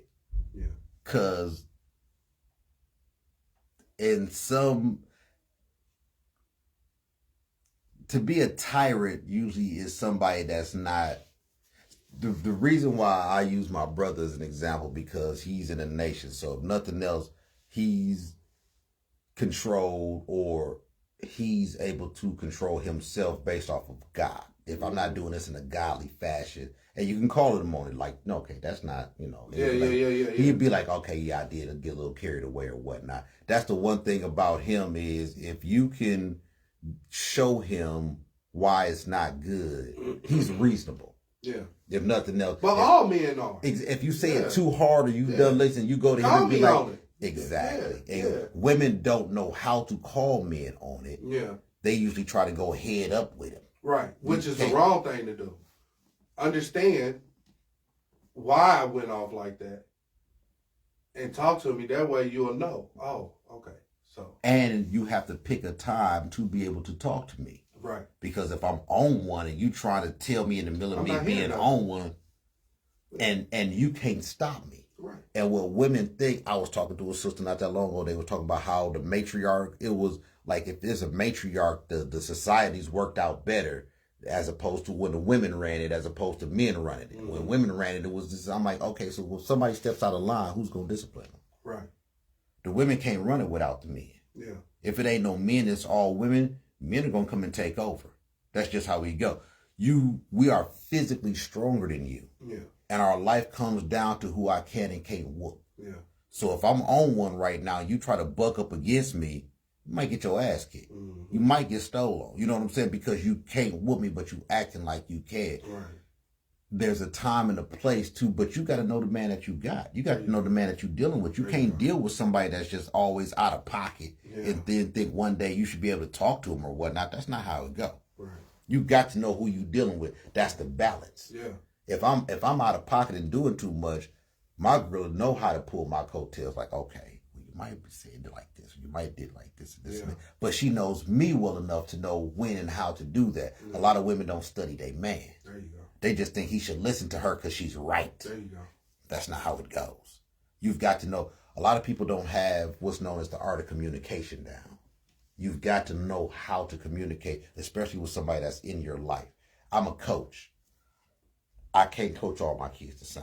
Mm-hmm. I don't, like you said, it's not about it being equal. It's about it being, or about being fair. It's equal. I'm going to give you what you need. Right. I can't give you the same thing that I give this one. This one might need it a little bit more. Yeah. And if you think that I'm taking too much time with this person, now I've got to be able to speak to you in a language that you'll understand. Yeah. Dang, coach, you keep on working with him, but you ain't working with me.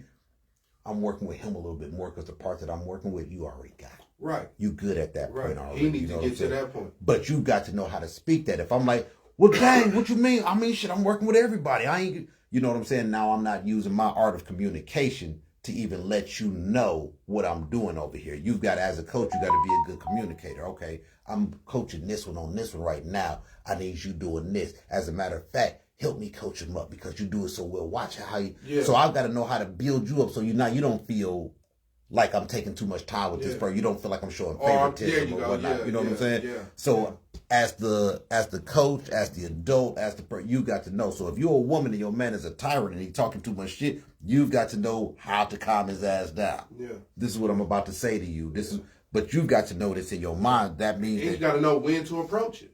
Which means you got to know your man. Yeah. Yeah. If you chose a tyrant, then you chose a tyrant. And if he understands and know you properly, then he'll know what it is you're trying to do at that moment. And if y'all know each other, it ain't gonna work. It's not gonna work. Yeah. And the shit comes up pretty early. Yeah. It's not shit that comes down later, years later. I never knew this. Usually right in the beginning. Yeah. But most ain't studying. Mm-hmm. And a lot of women go through that because dating is all about men's pursuit of women. Yeah. All women have to do is either accept it or deflect it. Right. So they're not in the habit of studying. Yeah. So even when they get a man, they're not in the habit of studying him because he's still trying to please her. Yeah. So now she just damn near think her shit don't stink on a lot of things. Yeah. And if she does break down, it's because she wants to, not because she's necessarily wrong. Yeah. You know what I'm saying? And it's necessarily all about her. Quote unquote. And if it is all about her, then you've got to be a phenomenal leader. Yeah.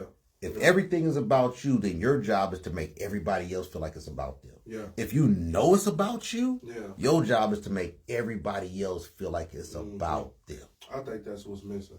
Oh, because people don't know how to be good leaders. Yeah. You have to be trained to be a good leader. You know what I'm saying? Or you have to have seen another. That's why black people aren't good in positions of power. Yeah.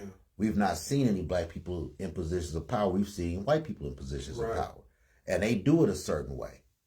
And now we just try to act like them, and it don't work for us like that. Right. You know what I'm saying? So we don't know what to do when we get that position, and we don't do it very well. Right. You've got to see somebody do it well, just like parenting. A lot of us haven't seen people parent well. Yeah.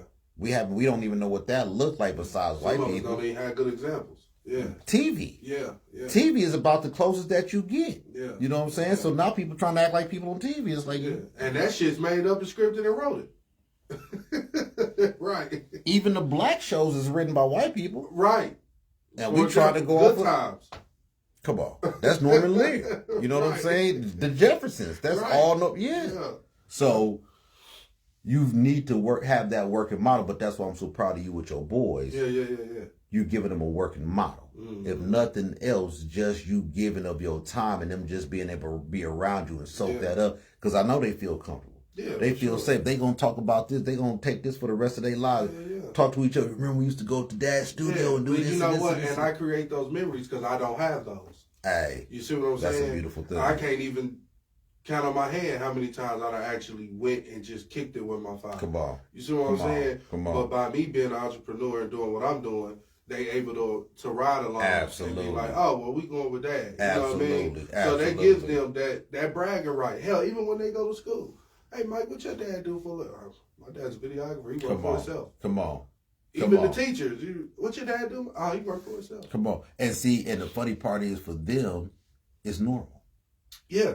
But it's supposed to be normal. Right. It ain't supposed to be like, oh, your dad is, it's like, that's what my dad does. Yeah. You know what I'm saying? Yeah. And it gives them a chance to not only feel good about you, but you being there, probably one of the biggest things that it does is teaches them what to do with adversity. Mm-hmm. They've had to watch you struggle and get to the other side of this. I'm trying to get this done. I'm trying to do this, but they see you constantly progressing. Yeah. So now they know as a man, that's what you're supposed to do. You're supposed to constantly progress. And work. And get it. Come on. Yeah. Come on. And provide and make sure everything is cool and protect or whatnot. So, no, that's a beautiful thing. Mm-hmm. But that, you wouldn't be able to do that if you weren't able to or had disciplined them. Right. They wouldn't be able to be in the next room playing cool and you doing this, knowing that they straight because y'all know. Yeah. This ain't that. Right. You know what I'm saying? This is how we gonna get down. So parents don't discipline their children, and I'm like, you're doing them a disservice. I'm like, do you understand how better your life would be if every time you did some stupid shit, God slapped the shit out of you? Man, your life would be so much better. Man. If you was about to eat some shit, you knew it was about to give you diabetes or some shit, and God just slapped the shit out of you, you'd be like, oh shit. I didn't eat that. Your life is so much better. The less choices you have, or when you know you're making bad choices, that there's an immediate consequence behind it. For everyone. If you have immediate consequences, your life is so much better. So much better. Yeah. And that's the disservice we do with our children for not giving them consequences. Mm-hmm. They need consequences to be able to balance life. Yeah. Because if not, they just go through life thinking they can do whatever they want to do when they want to do it, and ain't nothing going to come from it. And being black in America, being black men in America, that's so far from the truth. Listen. That's why a majority of us are in jail. Thank you. Or dead. Or dead. Come on. You know what I'm saying? Or strung out. Strung out, struggling hard. Yeah. You know what I'm saying? For real, man. And you can't get away with it. And the faster you find out that you can't get away with it, the more that you aren't allowed to get away with it, the better your life is, because now you won't spend too much time on bullshit thoughts. Yeah. Trying to get over. Yeah. Trying to get, oh, damn, if I do it if you spend less time trying to get over and just do what the hell you need to be doing, it'll get done. Yeah. It'll be done fast, and it's usually not as hard as you think it's going to be. Right. But you spend more time bullshit. It's like if you set your clock for 7:15, then you hit the snooze button.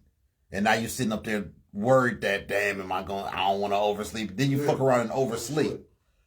Nigga, if you would have got up when you set the alarm, you'd be straight. You had to talk yourself into some bullshit. You knew you should be up at 7:15, get up at 7:15. That's why you said it. But when you hit the snooze button, you doing all. Now you doing too much. Yeah. Now you bullshit. You talking yourself into some bullshit. But if God slapped you when you hit that snooze button and tried to go back to sleep, you wake your ass up. You wake your ass up. And that's what you're supposed to do as a parent. You come up in that piece when you supposed to be up and you ain't up. I thought you supposed to, right? You know you're supposed to get up. Yeah. Because now when you become an adult, you know to get your ass up. You've disciplined. Like it, I couldn't sleep when it was light outside. My mama didn't allow that. If it's light outside, it's still something that can be done. Right. Even though it screwed me up a little bit, but at the same time, it made me non-lazy. Yeah. You know what I'm saying? I'm constantly doing something. I'm constantly writing something, fixing on something, doing something. Even if I'm just talking to somebody or whatnot, writing down football play. Yeah. I'm constantly doing something. I'm not just laying there just no. Even if I'm watching something on TV, I'm watching something that is stimulating my mind. I can't do mindless shit. You know what I'm saying? My mama didn't allow that. So everything has a purpose. Even if you're on some bullshit, it better be on some kind of purpose for doing this shit. You know what I'm saying? So the discipline. We all need discipline. We must discipline our children. It's not a punishment. It's not a punishment. A punishment is when you inflict pain on somebody that's not justified. That's what slavery was. They inflicted pain upon us that was not justified just for their benefit. That's not what you're doing to your child. What you're doing with your child is you're teaching them.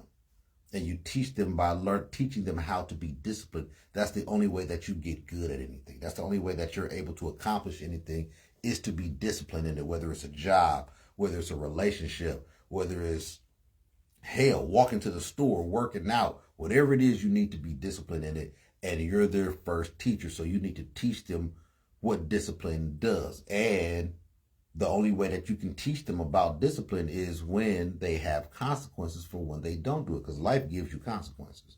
When you don't do what you're supposed to be doing, life is going to give you consequences. And a lot of people don't want to feel the wrath of the consequences, so you try to avoid it like a child will. But that's how you grow to be a more productive adult, is through the discipline that you got as a child. So it is important. It's important still to talk to your child about it, but it's more important for you to be consistent and have goals of what they should and should do. Children need chores, especially boys. They need that consistency of when I come home, I take off my school clothes. If I didn't clean my room this morning, I'm going to clean it now. Yeah. And then I'm going to make sure I don't have homework or whatever the case is. And then I'm going to check with mom or dad to see if there's anything else that I need to be doing outside of that. Then I can do what I want to do. Kids can't even enjoy their free time if their other time isn't occupied with doing work. Yeah. That's how you enjoy. Kids should never tell you that they're bored, because if you have kids, it's always something to do. Always. It's always something to do. It's little handprints all over the place. The room ain't clean. Under your bed looks like this. Your closet looks like that. Vacuum. It's always something to do. So in that monopolizes their time enough that when it is, so now they can enjoy their free time. So the toys that you get them, they can enjoy. How many kids got toys, got a room full of toys, they don't play with none of them? I never had that. Whatever toys I got, I play with. I play with all of mine. Come on. Because my mama ain't going to buy me a whole bunch of shit. And so you got to be able to appreciate what you got. And I'm cutting so much grass, pulling so many weeds, you know what I'm saying, doing so much stuff that when I do have some free time, I want to play with the stuff that's going to make me feel good, as opposed to just having a whole bunch of shit in my room. So, Yes, indeed. Yes, indeed. Brother Mike, I think we're going to wrap it on up here. It's been a beautiful show. I do appreciate you, sir. I do appreciate you being my right hand and being my ride along with this trip. Yes, sir. Yes, I was just sir. looking to see if we had any more comments on. Yes, sir. Yes, sir. Yes. Nina Lachey, that's my little cousin, and Jalen Minor. What's going on, Milk? Yes, yes, yes. So, ladies, I do appreciate, and gentlemen, I do appreciate appreciate you for tuning in. Like I said, this will be on Spotify and be on Apple soon. Mm-hmm. I'm going to get more consistent about doing it because there's a lot of topics that I need to touch on. And there's a lot of people need to hear this. I believe so. I believe so. A lot of people need to I believe so. So I've got to do a better job. I feel bad. I've been neglecting y'all, but I've been learning. I've been in the lab. God's been showing me different things and giving me different ways on how to bring it so that it's a little bit more universal for everybody else, because I get set in my ways and just be like, no, that's some bullshit. Then God will reveal something to me like, oh, damn, that ain't the bullshit. I'm just seeing it wrong. Right. Because it's all about perspective. Yeah. All of life is all about perspective. So on that note, make sure you enjoy the rest of your evening. Yes, yes. Peace.